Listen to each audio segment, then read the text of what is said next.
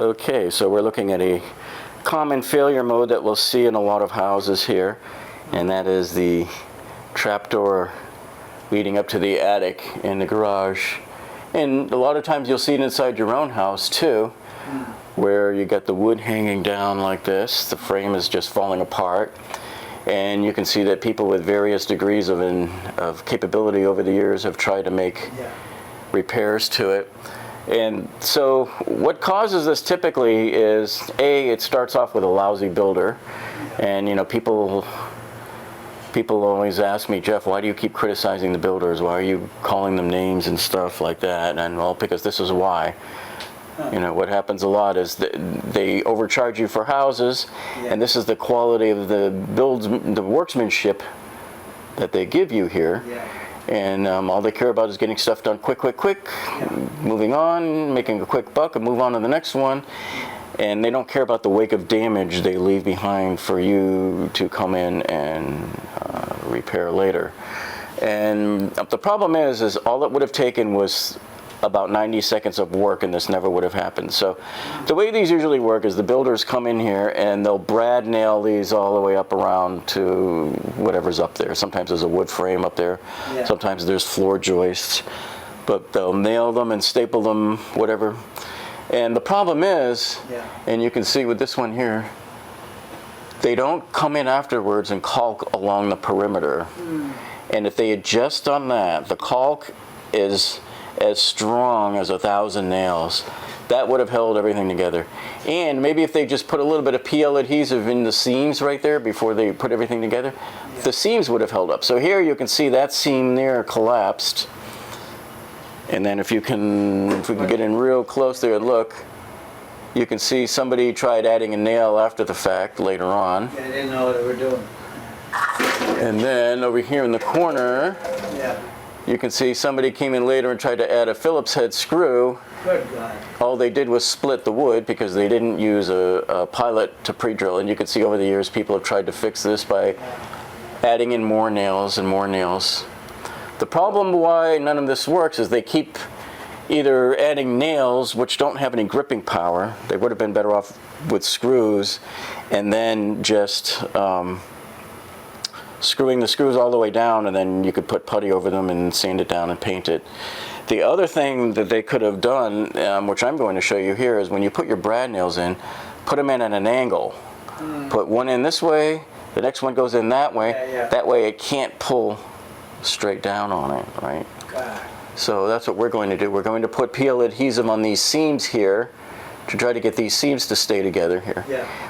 We'll go ahead and brad nail the whole thing in, and then we're going to put silicone around the perimeter, and this will give it a rock solid hold. So what happens is over time, these trap doors here, the ceiling and the ceiling, those trap doors are forcing weight straight down on this, and over time it just collapses, And then over the years, as people go up and down into the attics, and they slam the thing down trying to get it to fit because it's a tight fit, and all of that takes its toll on it. So we're going to fix that today. And it starts right now. Okay. So you can see here, see how it just keeps banging on it there. So I move that. So at least they have a good wooden frame around the end here that we can put things on. The bad thing about this is now you can feel 130-degree heat billowing out of there. Let me say what I think was 18 or after. So Last year. What's weird about this is you can see how they used, well, there's only a couple of nails, but people had come in later on and tried with nails. But remember, these are just smooth nails, see? Like this one here. And only 2 of them on either side, and they went straight up into the wood. Well, guess what? If it goes straight up into the wood and you put a weight on it, right, it doesn't hold. It comes straight back out of the wood. See? I shouldn't be able to pull that out that easy. I just gave it a quick little nothing yank. Oh man, God. The whole thing is This one was held in a little bit better, but still apparently not enough. Oh, God. They had 4 nails there, but it wasn't enough to hold it in. So the whole thing came down that easily. Okay, so you can see here, this is where somebody tried to run a Phillips head screw and all they did was split the wood here. Okay, and so when you screw wood when you put a screw into wood like this, folks, you have to do a pilot. You can't just into this kind of cheap wood. I mean, somebody should have known that for sure. But we're going to take care of all this today.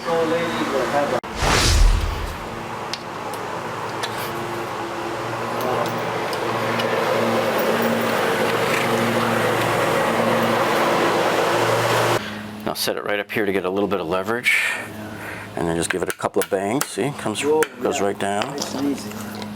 Flip it over, pull it out. Done. Okay, so there's all of 4 of our pieces there. All the nails have been removed and they're just kind of sitting there together. Now, there's 2 ways you can do this. Some people will nail this whole thing together at the corners there and then raise the whole panel at once. It's a little flimsy and hard to control. Plus, you don't want to put it together and then put it up there and realize, oh, something's off. I have to take it apart or one corner is off. So I prefer to do it 1 piece at a time. It's only 4 pieces, very easy to do. You put the PL adhesive on the back of these, you put lots of it on there. We're going to glue it, nail it at an angle, and then caulk around the end as we get it up there. All right, so now you can see here's our exposed support structure of wood all the way around. And personally, I would not have done this. I would have used 2x4s. What these guys use here is basically furring strips. It's just too thin. I mean, you don't want to be going vertically up into wood that's this thin. I prefer to do it with a 2x4. But I do like the fact that they used my favorite screws, which are deck mates. I like these because they have the torques. Very easy to go in, very powerful screws. But the bottom of this wood should have been flush with the ceiling. They're off by about 1/4 inch in some spots. See, over here it's perfectly flush with the ceiling, but back here you have 1/4 inch upward gap. So this thing wasn't really put on level. I don't know if they were drunk when they did this or what, but we're going to have to work within that. So we're going to glue, if we can get the PL adhesive to stick on here, and then glue 1 piece at a time, and then brad nail it up in there. Once we have the whole frame up, we will silicone all the way around the edge.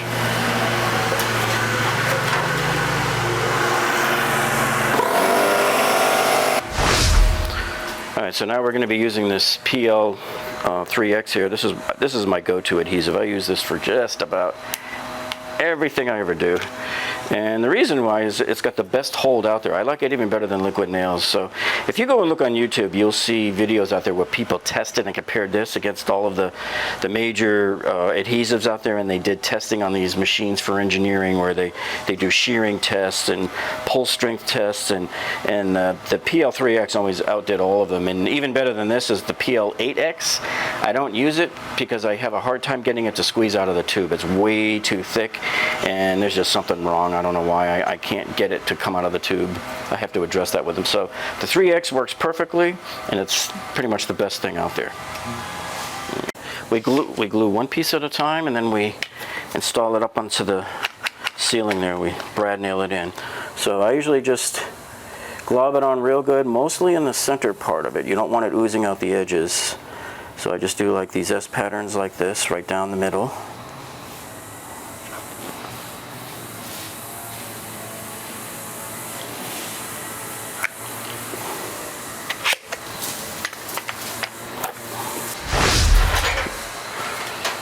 All right, now I'm going to see if I can't get any to stick up here without coming off, without it just falling straight down, but it looks like it's holding okay.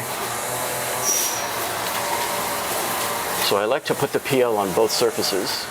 Okay, so we've got the first piece up. See, there's all of our adhesive right here. See it? This is what the builder didn't do. And it took me 30 seconds to do this whole piece right here. Because they were too lazy to do it, this is what we're dealing with now. So we'll put this piece on first, get it situated where we want it, and then we'll just nail it right into place here. I'll try to line it up to where it was before. You can see the marks on the ceiling as to where it was. And as you can see, this is why I said there's a problem with the fact that they put this piece of wood up too high. So now there's that 1/4 inch gap. So once we get this brad nailed into place here, I'm going to put some more PL all the way in there. So we'll have just rock solid cement going on here. You should be wearing goggles. I can't find mine right now. Oops. I'm just going to close my eyes right when I pull the trigger. Let's see what we can do with this. And it's going to go in at an angle, not straight up. Watch your face. There we go. He went in. And let me come down to the other end and get him in over here where we think it should go. Make sure it's even spaced with the other one. Go at an angle. Okay, so he's tacked up and into place, and not quite where I wanted it to be based on that gap, although we could fill that gap in with caulk. Let me just see. Let me see what it does. Yeah, that'll be fine, I think.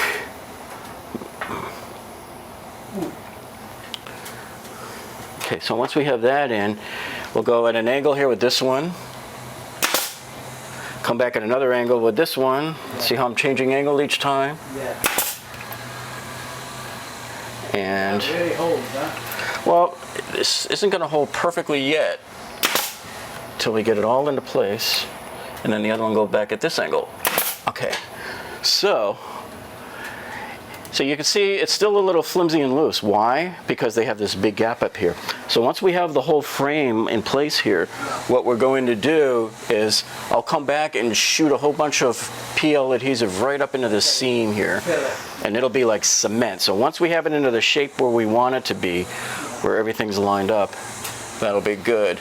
And I might even have to stick a couple of shims up in there just to make this thing stay flat. Well, it always happens without fail, folks. Every time I go to try to make a video, people's lawn people show up. And doesn't matter where I go, what time I go, no matter when I show up, boom, 5 minutes later they show up. All right, so we're going to put some of the PL adhesive up here along the top, on here as well. And again, they have that same problem with that 1/4 inch gap up here. So this is going to be a problematic nailing as well. And what I'm going to do here is put some on the seam where these two boards come together. See? Like that. And we'll go ahead and staple him in place.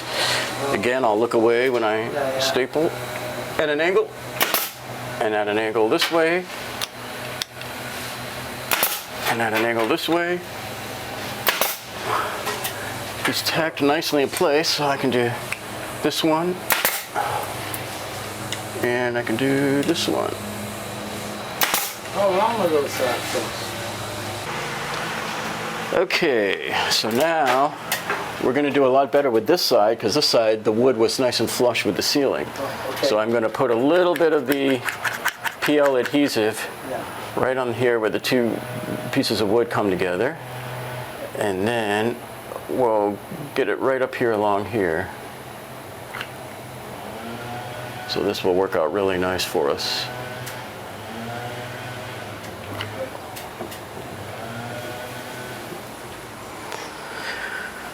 Okay, so now I've got the next long piece. I'm going to stick it up here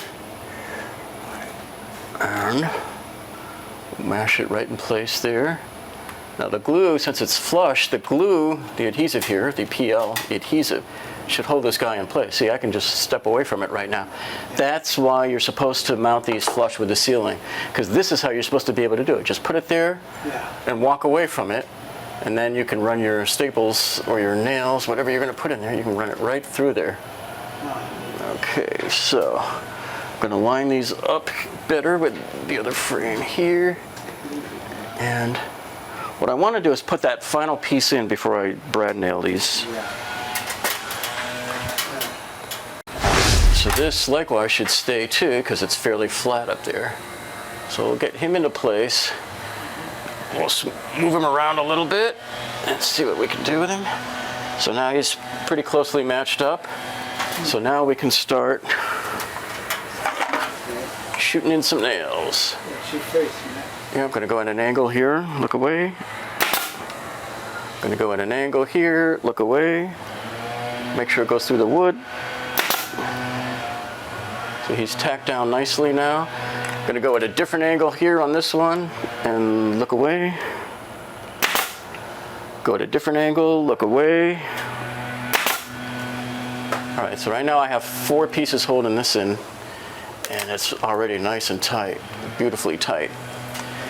So I'm trying to follow the original outline that they had on the outside here because of the size of this wood. So my guess is that they originally measured slightly wrong. That's why they have that gap there. But we're going to fill in all of these gaps with the PL adhesive, so it'll be nice and strong come tomorrow once it cures. So we'll put some more of these here and look away at an angle, look away. I still want to get some to shoot right through here. Yeah, that's a little better. Another one up here.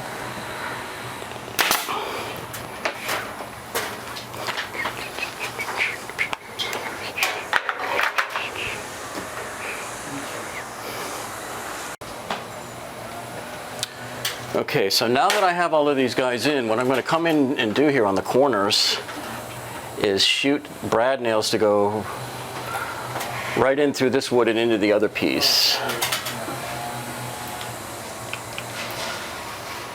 There's only about 1 or 2 you can do here because of the size.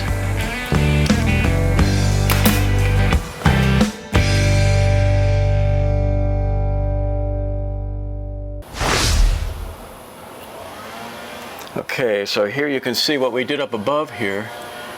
Hopefully you can see it. We put a lot of the PL adhesive up in there all the way around. So that will be rock solid come tomorrow. This won't budge at all. This is stronger than even the nails that we put in here, those brad nails.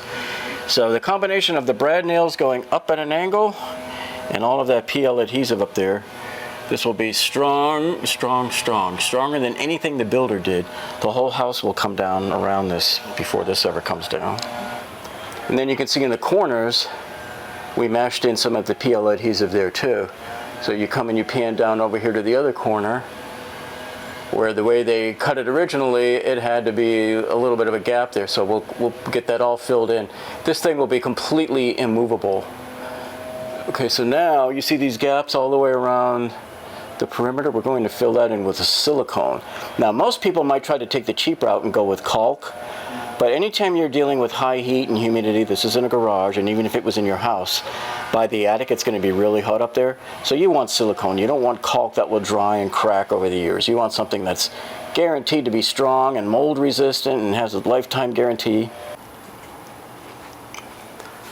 Alright, so now we're going to apply the silicone right all the way around the perimeter into these gaps here, right up top where it meets the ceiling. This is where it gets much, much, much more of its strength. We do this with cabinets too. If you go into your kitchen, look in your kitchen cabinets, you'll see along the sides where there's an edge somewhere that they've got it siliconed to the wall as well, or caulked. But we're using silicone here, and we're filling in these gaps here. And when this thing dries, it'll be probably cured overnight. It'll be rock solid, and it looks a lot neater too like this. Then you can come and paint anytime. Yeah.